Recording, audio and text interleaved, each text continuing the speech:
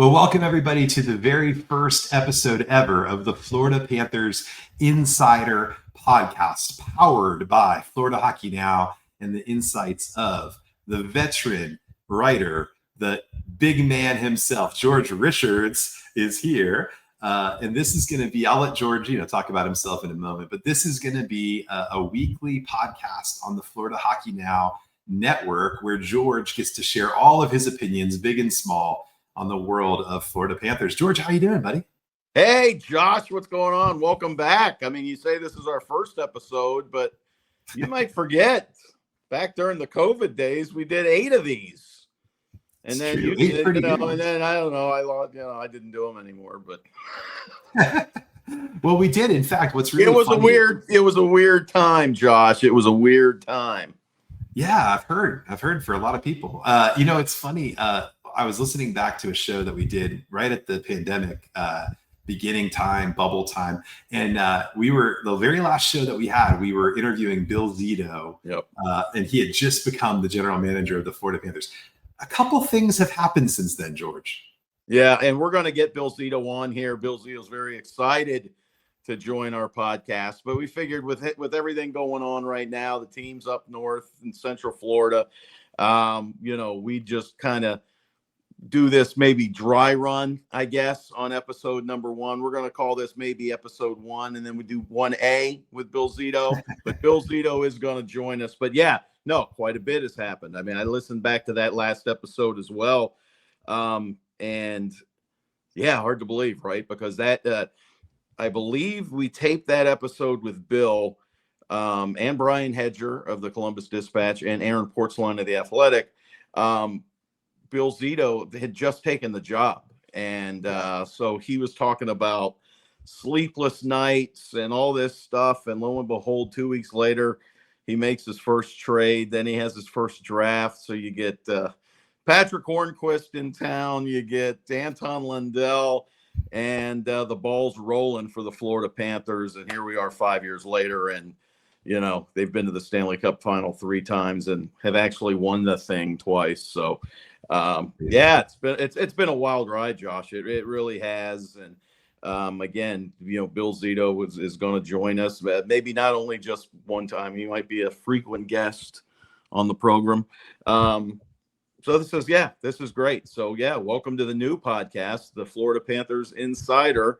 Josh, thank you for all the work that you've done with these fancy pants graphics and all this good stuff. I mean, I think we were recording it on my iPhone back in the day. So, we're rolling, baby. You got that tech going.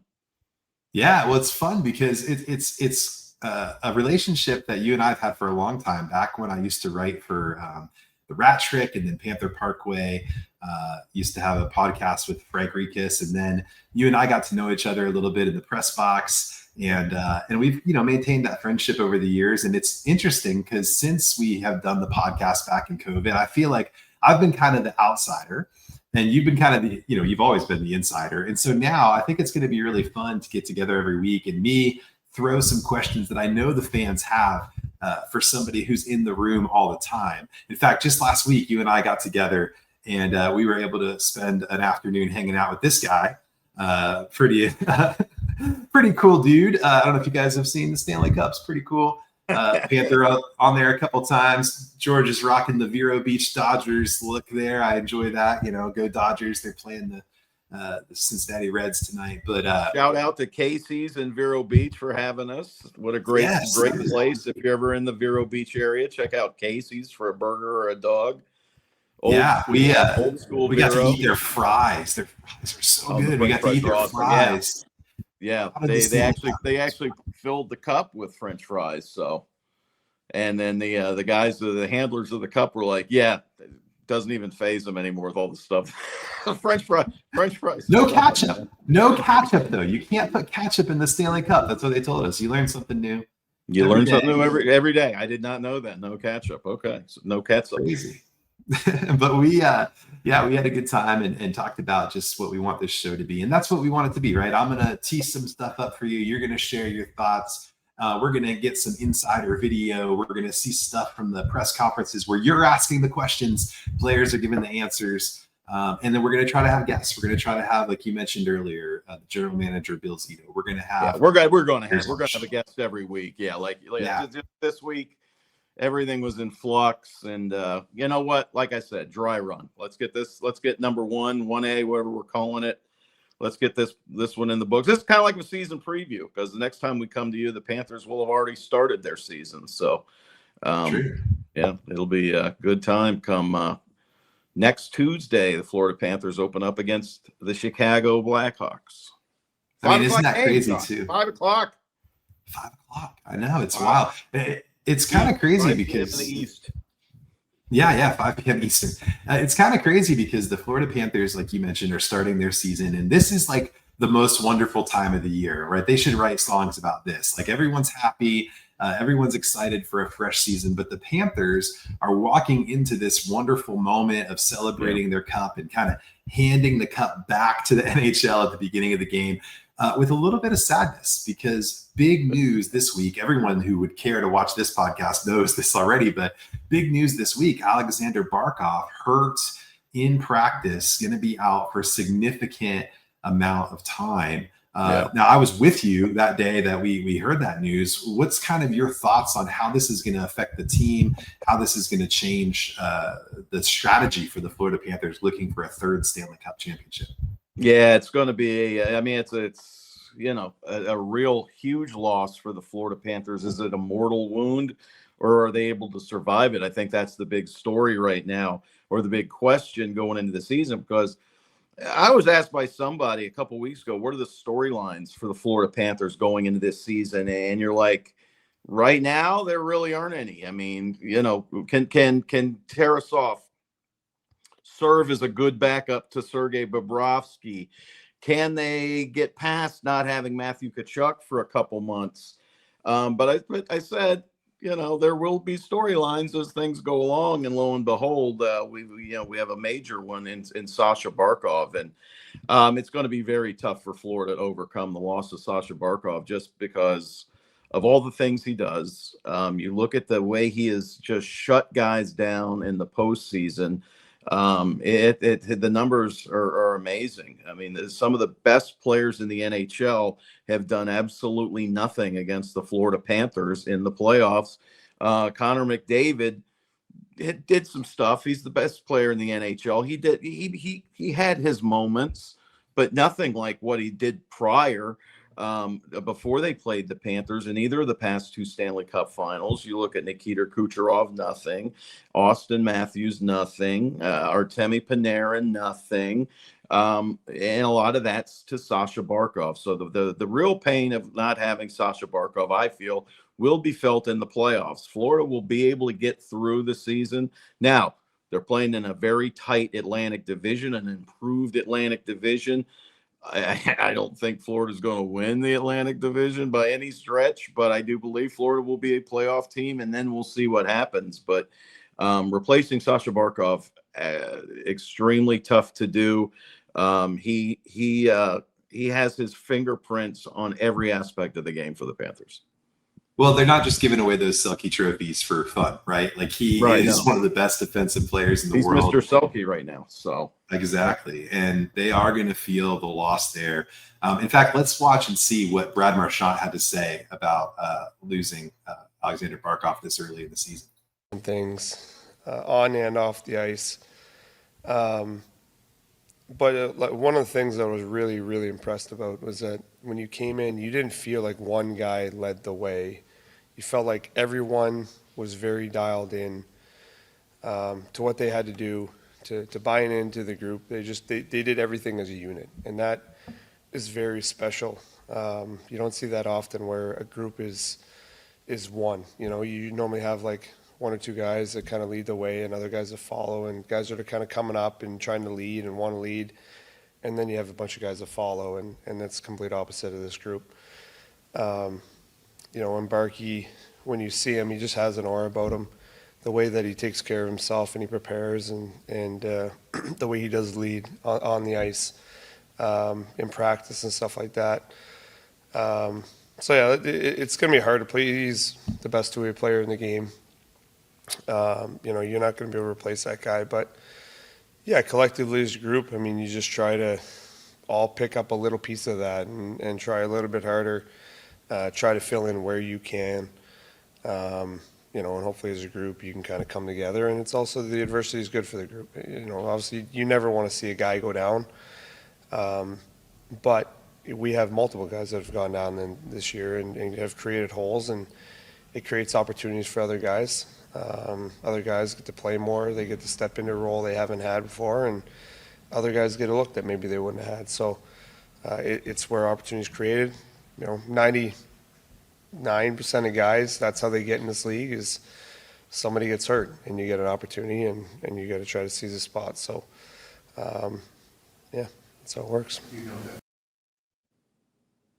So we see there, George, the imperative that Brad Marchand said. Everybody's going to have to take a step to the right or the left. Everyone's going to have to take a step forward and fill in those gaps. But it's a big gap to fill for the Florida Panthers. What are kind of your thoughts, George, on what they're going to do, particularly at center without Alexander Barkov in the lineup? Well, at least right now to start, you're going to have Sam Bennett centering Sam Reinhart. You're going to have Anton Lundell's line with Brad Marchand, who you just heard from, moving up to the second line with Eetu Luostarinen. And Evan Rodriguez is going to center the new third line with Mackie Samoskevich and Jesper Boquist. So a lot of speed on that third line. You look how impressive that third line with Lundell, Marchand, and Luostarinen were last year in the playoffs. Can Florida match that now? We're going to find out. It's going to be, you know, and then you've got the fourth line. You got Thomas Nosek is hurt, so you're going to have Luke Kunin coming in and running that. So there are some changes, and there are more changes than we thought there would be with the Panthers coming into the season. Honestly, aside from Matthew Tkachuk being hurt and Nate Schmidt signing a 3-year deal with Utah, you looked at the Florida Panthers almost coming into game one on opening night with basically the same lineup, maybe the same lines that they had in game 6 against the Edmonton Oilers. And now that's all thrown out the window. But the Florida Panthers are deep. The Florida Panthers have a top 9 that I think most teams in the National Hockey, teams in the National Hockey League would love to have. So nobody feels bad for the Florida Panthers. Absolutely not. I mean, I'll tell you that right now. Nobody feels bad for the Panthers. And we'll just, we're going to have to let this season play out and see where it goes. Well, I agree with you. Nobody feels bad for the Panthers, but I think a lot of Panther fans feel bad for Sasha Barkov. No. A lot of people feel bad for Sasha. I'm not saying. Sure. I'm just saying that people aren't feeling bad for the Panthers after the way they've rolled through the playoffs the last 2 years. Oh yeah, a lot of jealousy there. No, everybody feels bad for Barkey. Of course. Captain his Olympic team. I mean, and now that's gone.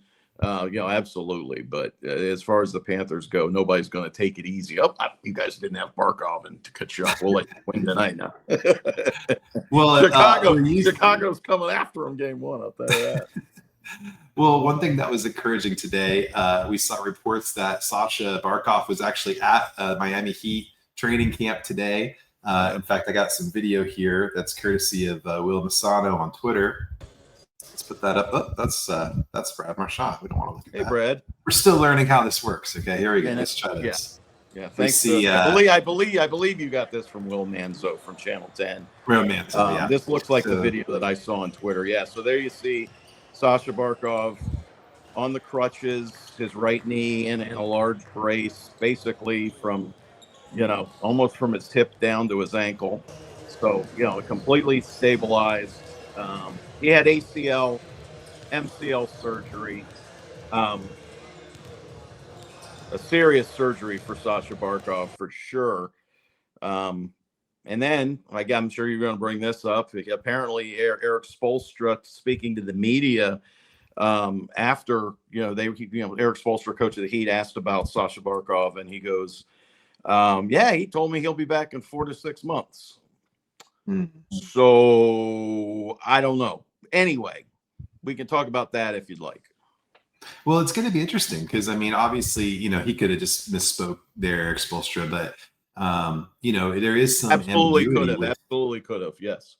these timelines are hard sometimes to understand. In fact, another timeline that I wanted to bring up too, kind of to parallel these two things, is the timeline for Matthew Tkachuk, because Yeah. that's been all over the map. Some people said he was going to be out for a whole season, having that hip abductor injury or hip abductor injury, and then some people said it could be just by Christmas. And real quick before you talk about both those things, let's just see what Bill Zito said about these timelines and things when it comes to these injuries. Matthew had surgery. We don't know the temporal scope of his return. It's almost like, I kind of made a joke with Addie, like if you're driving across the country, you can measure the distance and say, oh, it should take this amount of time, but what if it snows? And I think that there's measuring posts along the way, and then how your reaction is at a certain point would then dictate when the next one is. So it's not necessarily equally laid out time-wise, like where once a month, what are your expectations would be. If you pass the first month threshold, there's a new one. And then what setbacks or what progress is, I don't even know if that's a word, what progress could you make? And so anticipate him being out, December-ish. So, but don't hold me to that with my internet medical degree. So we see here that Bill Zito's characterization of Matthew Tkachuk's injury, we probably could apply some of that logic to Sasha Barkov as well. We don't really know what the return is for Barkey. So let me know, George, what do you think about that? What do you think the return possibilities are? And how does that impact the Panthers, not just for their play on the ice, but also the decisions that they have to make with the salary cap here this season? Yeah, well, the Barkov situation is definitely going to definitely impact the salary cap. Matthew Tkachuk is going to return, whether it's skating by December or playing by December. I think that's where we're not sure what they meant, because Matthew Tkachuk's been telling everybody he's going to be back by Christmas, but I've been told that he means he's going to be back practicing by Christmas, which would give him, a month. He'd be back in January. So it's going to be somewhere in that. I mean, Matthew Tkachuk, unless there's a major setback, they're pretty confident. They were pretty confident. That's why he's put off this surgery until later in summer, because they had this timeline. Now, like Bill Zito said, you have to temper that, because you don't know what's going to happen. And, so we'll have to wait and see. As far as Barkov goes, that's a surgically repaired knee, 2 ligaments repaired. The timeline for that is usually 8 to 9 months. We saw Tariq Hill. Now, he had a dislocated knee, but they had to repair the ligaments as well. He won't be back till next year for the Dolphins. Can Sasha Barkov be back for the playoffs? I think that's something that they're going to have to make a decision on January or February, because then you can put him on long-term injured reserve. Now, there's 2 kinds of long-term injured reserve this year. The rules have changed this year. It used to be you could take his whole $10 million right off the top. The minute he comes back, it goes back on. That's not the case anymore. Florida will put Barkov. I believe they will put Barkov and Tkachuk on LTIR, but they will only get the league average as a relief, which is about $3.5–4 million. So you're not getting the full 10 million. You're getting 4 million, something like that. Okay. But you can put, if you say Barkov is out, he will not play in the play. You're like, he can't play. Then you can get his $10 million back. But then if you get the $10 million recapture, he cannot play. He cannot come back. Not for the regular season. He's out. He is out until next season. So I think they're going to wait. I mean, and I asked Bill that in a roundabout sort of way. When do you think you have to make that decision? And it doesn't have to be made anytime soon. There's no deadline, but you would think with the Olympics coming and then the NHL trade deadline coming right after that, sometime around there, they will make the decision. How is Barkey's knee doing? How are things looking? And they will make the decision then. And then we'll see if Florida's got more money to play with. Because right now, once Matthew Tkachuk comes back, but you'll have that $4 million. So they should be able to stay cap compliant, keep a 23-man roster. we'll wait and see. But it's kind of convoluted. But everybody wants the answers now. And like you said, we jumped on the Eric Spoelstra thing. Oh, 4 to 6 months. Oh, well, no, just wait. He just got the surgery 4 days ago. They don't know what the timeline is now, and they won't for a while. So, but it's pretty wild that he was there. I mean, you think about guys who have that work ethic and that ability to compete and how they want to be doing stuff. When guys on the IR, they don't want to be just sitting around. No. And so if there's anyone you have to hold them back. That's the problem. That's the problem. You have to hold these guys back. They will do too much, right? And you do not want these guys forcing their way back too soon, and then something happens. And the Panthers medical staff has been fantastic about that. And this is even going back to the Jonathan Huberdeau, when he had, what did he have, an Achilles? Mm-hmm. Everybody's like, oh, they rushed him back. No, they didn't. The doctors, he was cleared by doctors. The doctors don't care what place the Panthers are in or how many points out of the playoffs they are. They would not clear a player unless it was medically sound. So right. It's going to be up to the doctors. It's not going to be up to Sasha Barkov and Matthew Tkachuk. The doctors are going to have to make this clearance. Well, and I think when you think about the way that Sasha competes and everything else, though, he's a phenomenal athlete. If anyone's going to beat the odds, you would put the money on Barkey to be able to come back. But at the same time, but do you really want to rush him back? I mean, right? Yeah. You don't want to risk further injury and further loss of time. But I didn't even get a medical degree on the internet like Bill Zito did, so don't ask me. I mean, I just see other because everybody reacts differently. But on something like this where it's surgically repaired, there kind of is that timeline that you don't kind of get, you don't really get around. Yeah, you just got to go on eBay. I think you can get those degrees. It's not that hard. I'll do that after the show. Thank you, Josh. I'm going to do that. That way I can show Bill. Look, here's my certified. I'm going to print it out. I'm going to print it out on my dot matrix printer. Yes, sir. Well, hey, this episode is brought to us by our sponsors, The Infield in Sunrise, Florida. This is your typical American sports bar, everything that you want. Wings, sports on every TV, all of the NFL games, the NBA games, the MLB playoffs, the NHL games, and it's right down the street from Amerant Bank Arena. George, what an incredible place The Infield is.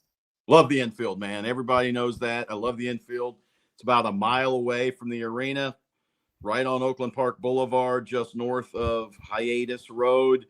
They got the NHL package. We're going to be watching the Miami FSU game after Saturday's game against Tampa Bay, and then opening night, come on after post-game party. It's a good time. Pre-game, post-game, whatever. Get your wings on. They got specials. They got everything you could want. The burgers are killer. The Philly cheesesteaks. Josh, you know what I'm talking about. It's good. Yeah, it's incredible. I've got a great plan for anybody who wants to take this plan. On Tuesday, take off work or call in sick, whatever you got to do. Come over to the Amerant Bank Arena, 2:30. The Stanley Cup is going to be there on the public plaza. Take a picture, go over to the infield from there, eat a burger, get ready for the game, and come back for the start against the Chicago Blackhawks and watch the banner go up. I can't think of a better sequence of events that you could do with your life. It's a good pregame if you've got. All right, George, I want to talk to you about a couple of things coming up this week. There's a lot of cool, new, fresh things happening around the Amerant Bank Arena, and probably more so than anything else, the big news, the big thing that you're going to notice the minute you walk through the doors of the rink is the brand new scoreboard. Talk to me about this thing, George. Oh, it's a monster. Like, this video doesn't even really do it justice. I mean, it is so, like, you've seen it in the arenas, or if you've been to a game at Tampa Bay, that football field-sized scoreboard. This one is just long, man. It's like they do a video of like the players where it's like full body shots and they're like giants. It's really cool. Great scoreboard. I mean, the old one, it was just a little dated and it looked fine, but you can really see the difference on the high def and everything. And you can see right there, the screens on the bottom. So people at ice level can see the scoreboard and stuff. So it's really nice. One of the first things that this new Broward County partnership with the arena, this is the first thing they've done, and they got a lot more stuff coming. Well, I think it's kind of cool too, because you got this situation with the scoreboard where, in the past, the Panthers have not always had the best, presentation in the league. And now Sports Business Journal says this is one of the biggest scoreboards in the NHL. So there's huge. Definitely a huge upgrade. Yeah. I mean, you could, I was sitting in the press box, what was it, Monday night, and I was watching the game on the score. I could see it better on the scoreboard than I could see it on the ice in front of me. So we're that high up in the arena. So, it's a really nice scoreboard. They did a really nice job with it. The folks that put the new scoreboard in down at Miami at the American Airlines Arena did this one. It's really nice. And it's brand new, cool. Like Big Red, which I believe was used when they got it back in the day. They got a deal. Are they buying used scoreboards? That's a thing. I don't know. Yeah, they got a deal on the last one. But it served them well. I mean, they had it for 13 years. That's pretty good. 13 years and 2 cups. That's not bad at all. Yeah, they went out. There's a lot of stuff going on though around the arena. I know they've been working on a lot of renovations. I know the outside patio is getting completely remodeled. In fact, the season ticket holders were invited to engrave their names in bricks and lay them out on the patio out there in front of the arena. That's going to be pretty cool. They've done a lot of work out there, even in the last year, to make that a really fun area to hang out before the game. And we mentioned earlier, the Stanley Cup's going to be there on Tuesday night in the Publix Plaza. So that's really cool. And they were even going to do another pretty big project in the Upper Bowl that kind of got scrapped here at the last minute. They were going to do a pretty massive remodel. In fact, they had already moved season ticket holders away to new seats and locations to do this. But I know at the last minute, they made a decision to go ahead and wait for another time to do that remodel. Anything you know about that, George? Well, I think part of it has to do with Matthew Caldwell leaving the organization. That probably didn't help. It's a massive undertaking because they were going to, that entire end zone was going to be walled off. It was just going to be a giant black wall. They were going to they're going to tear out a bunch of seats. They're going to make it kind of like what Tampa is, where they've got that big organ and they got that bar.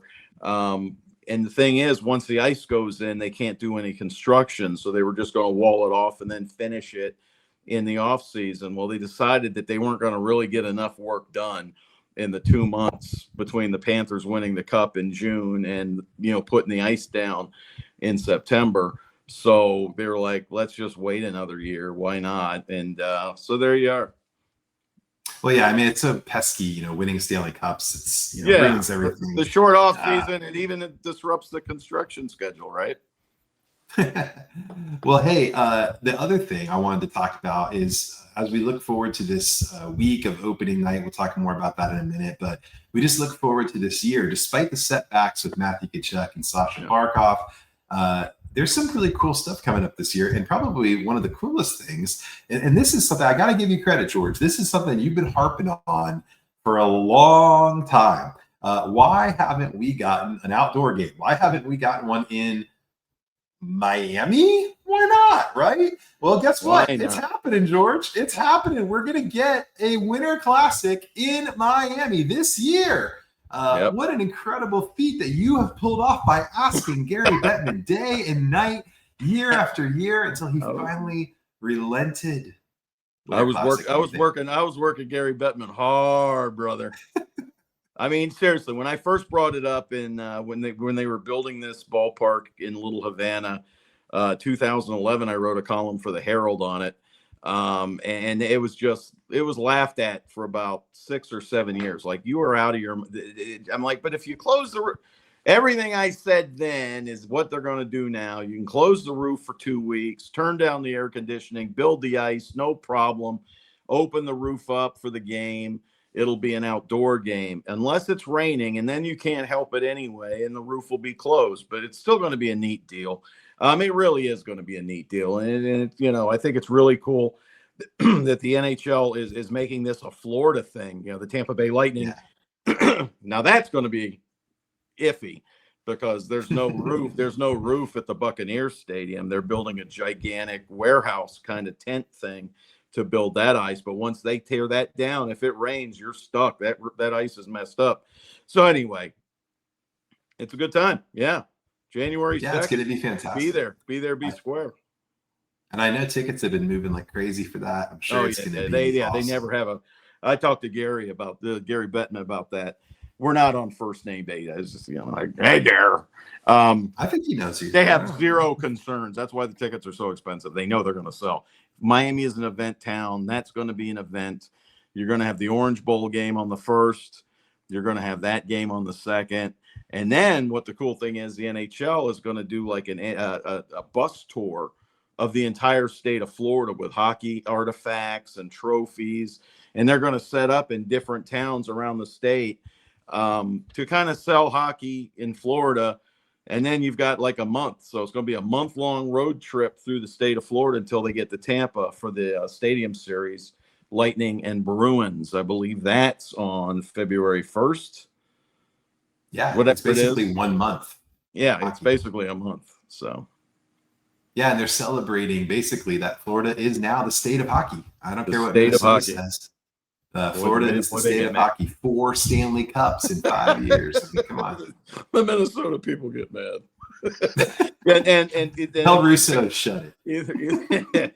Either Tampa Bay or Florida's played for the Cup the last 6 years. So it's been pretty amazing. What's been going on in Tampa. They're not going away. Tampa Bay's still a Stanley Cup contender in my eyes. So. Yeah, very good team. Can't count them out. So this week, there's a lot happening. We'll talk about opening night a little more in just a second. But man, as we record this podcast and release it tonight, Thursday, October 2nd, ESPN is going to be dropping their Stanley Cup Champions film. If you haven't got a chance to see these, they're kind of like the movies they used to make back in the day. They'd sell them on DVD. Now you get them on streaming, but they do a great job, ESPN Films does, of going back and looking at the whole championship run. The 2024 one was awesome. I'm sure the 2025 one is going to be excellent. So that the trailer looks really good. Yeah, the trailer it looks great. Yeah. So that's going to drop today, and then it's going to air on ESPN2, I think, tomorrow. But even maybe more exciting, the Amazon Face-Off Inside the NHL Season 2 drops on Friday. And there's going to be 6 45-minute-ish episodes following lots of different players. But my understanding is the final episode of that is going to cover Brad Marchand, Matthew Tkachuk. Those are some guys we might be interested in seeing what's going on in their lives last season. Yeah, no, that episode 6, from what I've been told, of that Amazon series is very Florida Panther centric. Just like last year, that you had the one where you had all the behind the scenes stuff from the Stanley Cup final. You had Matthew Tkachuk going to the beach, all that stuff. So yeah, it should be a lot of fun. A lot of stuff. Everybody, a lot of the Panther talk is let's move on, but we haven't moved on yet because, like you said, we got the film coming out Thursday, ESPN Plus. You got the reliving stuff on Amazon Prime on Friday, and then, like you said, opening night. The Stanley I think Cup there's something in between there. Do you think maybe? And the ring. You got the ring ceremony. There might be some new jewelry for some guys. Yeah. Monday night, the Panthers have their ring ceremony, so that'll be a lot of fun. Everybody's talking about. Nobody's seen the ring. Nobody's seen it. Top secret, just like last year when they opened up that box, nobody had even had an inkling what it was going to look like. So it'll be interesting to see what they do this time around. And I'm sure it'll be big, shiny, sparkly, big, shiny, boisterous. That's because you won a cup. You get to wear the ring. You get to wear the ring. You're the 2-time champs. You can do whatever you want, as Sam Bennett likes to say. That's true. Double rings. I want to see a lot of pictures with 2 rings. It's going to be awesome. Yeah, and then opening night. And then opening night. 5 o'clock. Opening day. Yeah, happy hour. Day, yeah. Early bird dinner, whatever. 5 p.m. start. Yeah, banner raising. Chicago, Connor Bedard. First game, Spencer Knight back in the Amerant Bank Arena. Yeah, it'll be nice That's to a see big Spencer. storyline. Yeah, the fans are still chanting for him, so that's nice. We have heard a few on Friday or Monday. No, it'll be good to see Spencer Knight back in the house. It'll be Seth Jones' first game against Chicago since Yeah. trade. Hey, good for Spencer Knight, man. We talked about this. This is his opportunity. He got a new contract. He's going to be in Chicago a long time. They're going to build around him as the starting goalie. Well deserved. Spencer Knight's a good goalie. He's a good goalie, and he's going to get an opportunity to grow in Chicago.